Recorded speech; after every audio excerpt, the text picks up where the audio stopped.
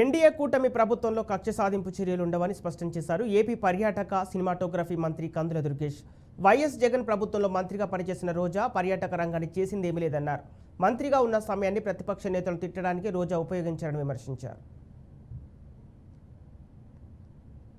ఈ రాష్ట్రంలో అభివృద్ధి అనేది కుంటుపడిపోయి కేవలం బటన్ నొక్కడం వరకు మాత్రమే పరిమితమై రాష్ట్రంలో అభివృద్ధి అనేటువంటిది ఏ కోసానా కనపడినటువంటి సందర్భంలో ఇవాళ ప్రజలందరూ కూడా వేయి ఆశలతోటి మా వైపు చూస్తూ ఉన్నారు.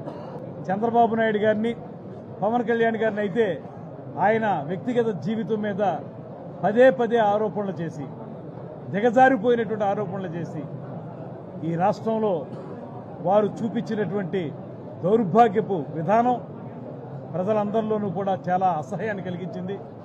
ఒక ముఖ్యమంత్రిగా 5 సంవత్సరాలు పనిచేసి ఇవాళ కొత్తగా ఈవీఎంల మీద అనుమానాన్ని వెలిపించడం అంటే అది పూర్తిగా ప్రజాస్వామ్యం పట్ల ఆయనకి ఏ రకమైన నమ్మకం లేదని మరొకసారి రుజువైంది. ఇప్పటికే చాలా సందర్భాల్లో రుజువైంది.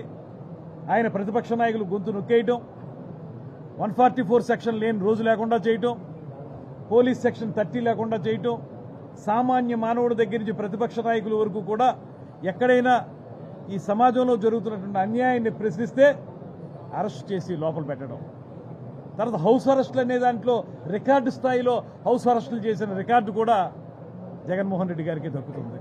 టూరిజం శాఖ అంటే వాళ్ళు దాన్ని ఏ రకంగా తయారు చేశారంటే పవన్ కళ్యాణ్ గారిని తిట్టడమే పనిగా ఆ టూరిజం శాఖ మంత్రి దాని యొక్క విధి విధానాలు అదేమో అని మనం భ్రమించేలా చేసింది ఆవిడ. ఏనాడు కూడా పర్యాటకం గురించి మాట్లాడలేదు.